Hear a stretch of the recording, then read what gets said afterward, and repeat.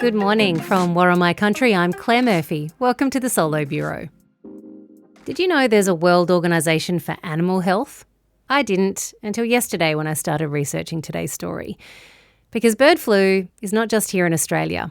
It's spreading locally, and it got a few of you wondering just how far and wide it might go.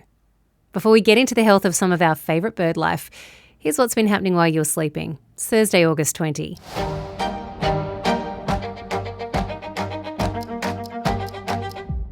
The group of Sydney Swans players involved in an alleged sexual assault on the weekend have issued an apology statement after the club stood them down for the rest of the season. The statement, issued on behalf of Riley Bice, Nick Blakey, Isaac Heaney, James Jordan and Chad Warner, states, "We are deeply sorry to everyone involved. We know that our behaviour has fallen well short of the standards expected of us and the values of our club. We know we've let down our partners and families, members, supporters, teammates, the AFLW team, corporate partners and everyone at the club and the wider community. We accept the club sanction and apologise for the impact this has had on those involved. Our focus will now be on rebuilding trust with the club and the community." The club released a statement earlier yesterday saying the players will not be considered for selection for the remainder of the 2026 AFL season and that the AFL is supportive of the club's sanctions. They said, "We respect there's an ongoing investigation by Victoria Police and the actions we've taken today are independent of this." Swan CEO Matthew Pavlich said the sanctions were due to the players staying out late, drinking and bringing women back to the hotel. He admitted the club did not drug test the players but said it was potentially part of the police matter. The AFL also announced the players will not be eligible for All-Australian selection when it's finalised next week. The 5 players have not been formally interviewed by police or charged. Aussie tennis player Nick Kyrgios has been suspended after failing a drug test back in June at the ATP event in Mallorca in Spain, testing positive for cocaine. The 31-year-old faces a ban anywhere from 3 months to 4 years if he's found to have used the drug during the competition. Kyrgios posted to Instagram that he'd made a huge mistake and takes full responsibility, apologising to fans, his family, sponsors and everyone who's close to him. He said he was sorry to the kids who follow him, saying he knows the example this sets, explaining he's deeply disappointed in himself. He says this has been a huge wake-up call and that he'll step away from social media and public life while he focuses on getting himself right. The head of Catholic Schools New South Wales wiped his phone before the corruption probe investigating whether he funneled money into a religious far-right faction of the Liberal Party. Dallas McInerney closed his 3 days of testimony yesterday, revealing he'd wiped devices over the weekend, helped align a defence against investigative journalists, and would likely leave his post as Catholic Schools New South Wales chief. He did reject the suggestion that the consultancy arrangement he had with Liberal lobby group Beckington served to donate money to the Conservative Reformers faction of the party. Mr McInerney said he factory reset his iPad and phone because on Friday he'd found his NAB account had been blocked when his Apple Pay failed when he was out to lunch. He wiped his phone as a response. He says he did take screenshots of a conversation he'd been told to produce before he did. His iPad, he says he wiped before handing it back to Catholic Schools New South Wales as a matter of security best practice.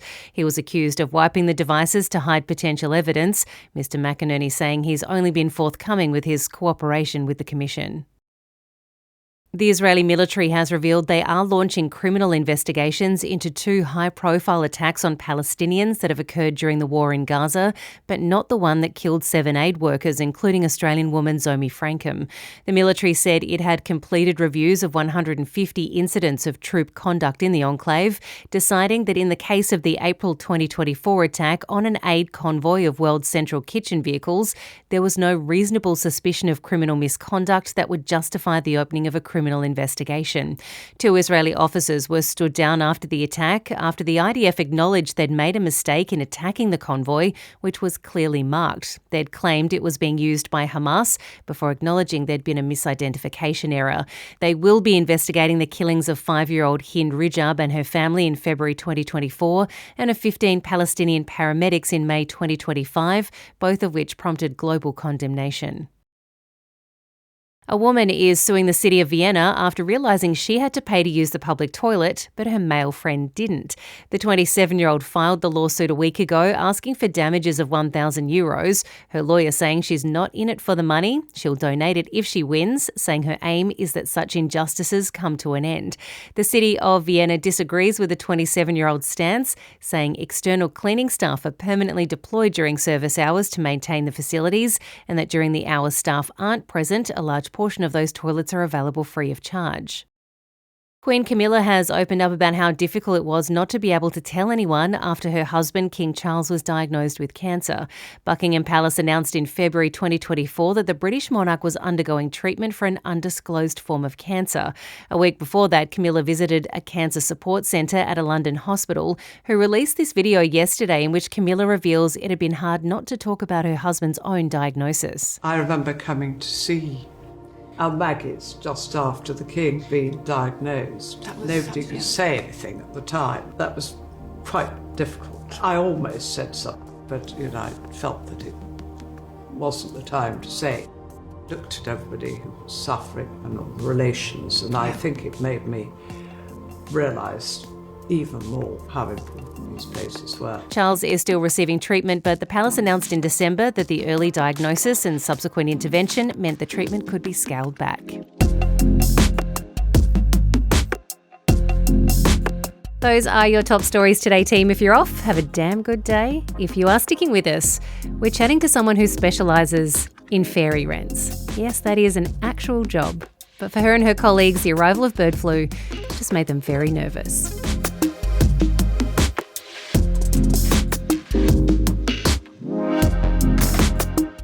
One of my favourite TikTok accounts is Jeremy Films Things.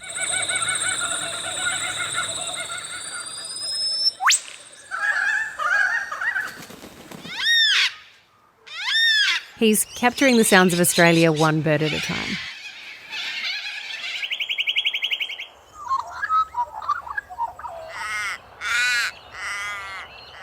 There are also loads of tourists who post videos of what we probably take a bit for granted. Like at sunset, parrots crowding trees in the centres of towns and cities, cockatoos descending on suburbs, or a moment of true Aussie terror, being dive-bombed by an irate magpie. Our bird life is unique, and there is a heck of a lot of it. I bet wherever you are right now, if you paused and took your headphones off, you'd probably hear a bird somewhere. It's pretty special. But for the past 6 years, we've been waiting to see if a virus will come for our bird life, the way it's done in the Northern Hemisphere in South America. We've spent those years free of the highly contagious and deadly H5N1 avian flu virus in its current mutated form. We've had other strains in the past. An H7 variety hit poultry farms 2 years ago, where farmers had to destroy a lot of birds. But just like COVID strains that arrive, mutate and move on, this bird flu has done it too.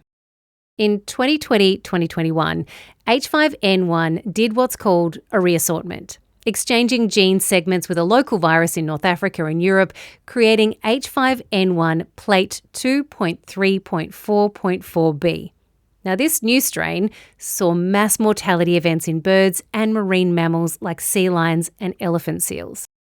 According to the World Organization for Animal Health, the strain that has just arrived here in Australia is a variant of that, B3.2, which came from a reassortment of the strain in the US, which then spread to South America, devastating local poultry industries down the entire West Coast in the space of just 6 months in 2022. The WOAH say there's been what they call sporadic spillover events into more than 55 species of mammals, including livestock. The strain that's here has only been detected in birds so far, starting with wild migratory birds that came up from Antarctic breeding grounds, which then in turn infected other wild native seabirds. The B3.13 and the B1.1 strains that infected livestock and even some people in the US are different to the B3.2 one that is here in Australia, but it's still been known to infect sea mammals. Scientists are now tracking this virus as it spreads to see how it's reassorting with other local viruses, seeing whether it starts to change into something that could cross over more easily too. There are people also right now attempting to vaccinate the little penguin population on Phillip Island in Victoria, but they've already, as of me recording this, registered at least one infection from the virus. Professor Anne Peters dedicates her time to studying one bird in particular, the very tiny but very charming fairy wren. So how scared is she that they are in danger of this virus taking hold? Welcome to the Solo Bureau, Professor. Thanks for having me. Now, I understand you've been spending a lot of time in recent years with the gorgeous little fairy wrens. How worried are you for their populations when something like this strain of bird flu arrives? Look, I think globally we haven't seen a lot of problems with passerines. So I think there haven't been any documented large mortalities or anything like that. So I think generally the community is not particularly worried about things like fairy wrens. I mean, I'm worried about other things, but not about the high pathogenic avian influenza. So if we're not really worried about fairy wrens, can we not be really worried about quite a few different species of Australian birds, say those that are not on an endangered list at this stage? So there's two different things there. One is being worried about mass mortalities, which you can also be worried about that for common species, just because it's very distressing and upsetting. Even if the species isn't going to go extinct, it could still have a lot of implications for, of course, the individual suffering and also for the ecosystem if those animals have an important role in the ecosystem. So that's one thing. The other thing is, of course, where species are already endangered or vulnerable and they are highly susceptible to big mortalities from the flu, from this highly pathogenic flu. So if they're highly susceptible, that combination isn't great. And then we may be thinking about it contributing to extinctions. We have started vaccinating some birds, like the little penguins on Phillip Island. They have already recorded a case of this strain of H5N1. Yes. So are we too late? Look, that's a really hard call, right?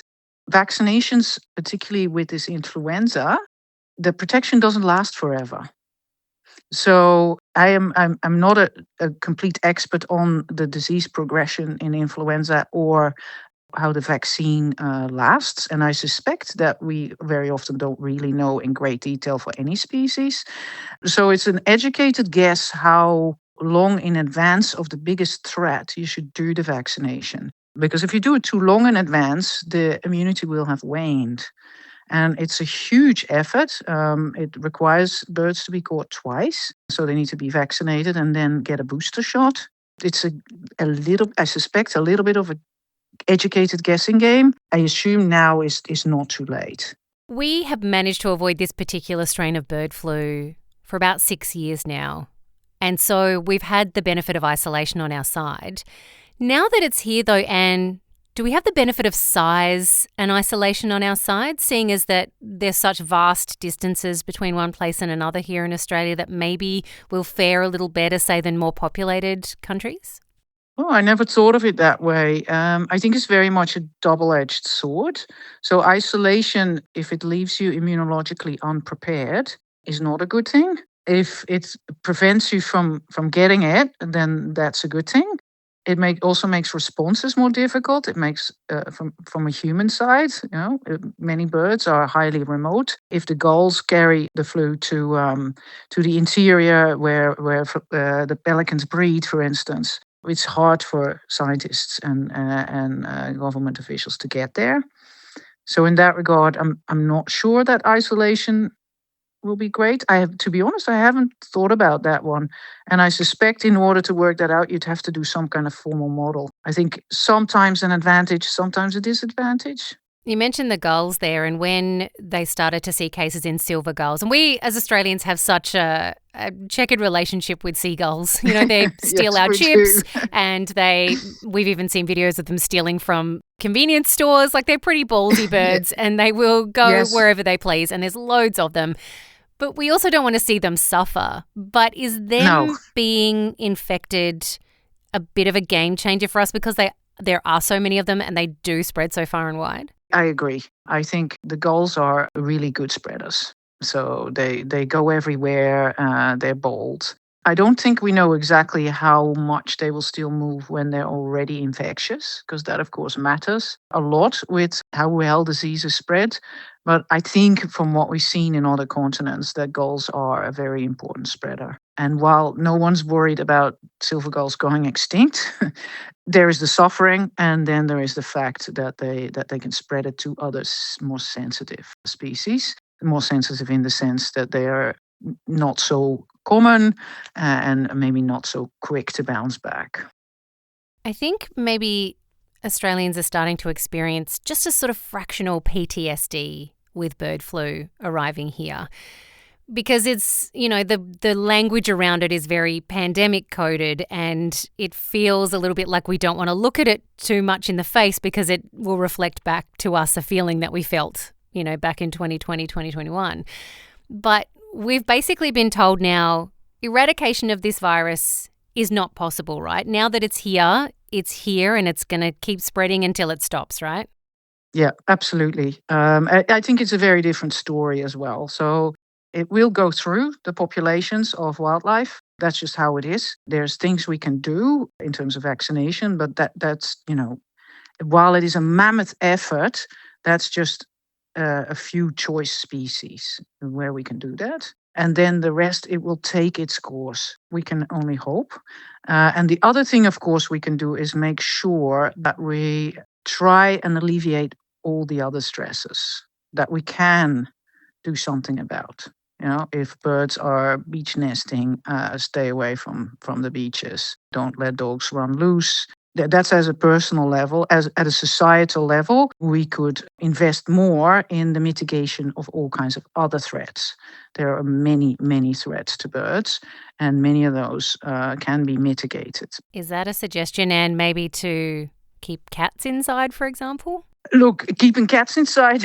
I know it's a very controversial topic and we don't want to get cat lovers offside, but yes. No, we do not. And I personally really love cats, but I also really love birds. Cats actually, they live longer if you keep them indoors. So that there is an argument for from the cat side of things. But yes, look, I think the birds that are generally highly threatened by the avian influenza virus are probably slightly less at risk from cats, just from body size perspective. The birds that suffer from the cats are the small ones. But yes, of course, we don't have perfect knowledge. All these things are guesses. We can afterwards work it out. And keeping cats inside from a bird perspective is a very kind thing to do for the birds, and in some ways also for your cat. Even if it may not immediately agree. And you obviously work around birds, have worked with birds for a while, and this is your community and these are your people, and, you share a lot of conversations. What is the thing that, with this bird flu arriving here, what's been the thing that you and your colleagues have been discussing the most around it? In my personal sphere, we haven't actually discussed it that much. It was more like, okay, here we go. And then none of my immediate colleagues are immediately involved in the bird flu response. So I know that some colleagues will be, vaccinating penguins, and we don't speak to them very much because they're super busy. Yeah, I've been trying to get some of those people on the show.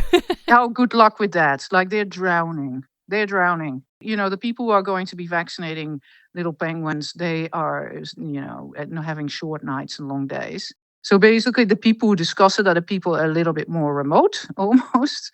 We know what it can look like, and we hope it won't. And thank you so much for sharing your insights with us today. I hope that this is not going to get too much worse and that we're mitigating it as best we can with all of the positive thoughts that we can have in a situation where we as humans have experienced not that long ago. Thank you so much. Yes. Thank you very much. The Department of Agriculture, Fisheries and Forestry have made it very clear what we need to do if we see a sick or dead bird on our travels.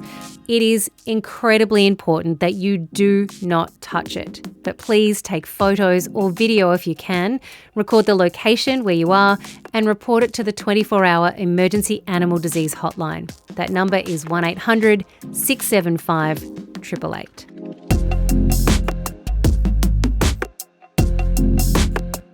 Thanks for spending time with the Solo Bureau this morning, team. And a huge, huge, huge gold star for Tara and Sharon and all the others who messaged me yesterday to say that they had booked in a blood donation after listening to Kate's story. You are a bunch of actual legitimate legends. Thank you. Okay, off you trot. Have a good day. I'll see you here tomorrow.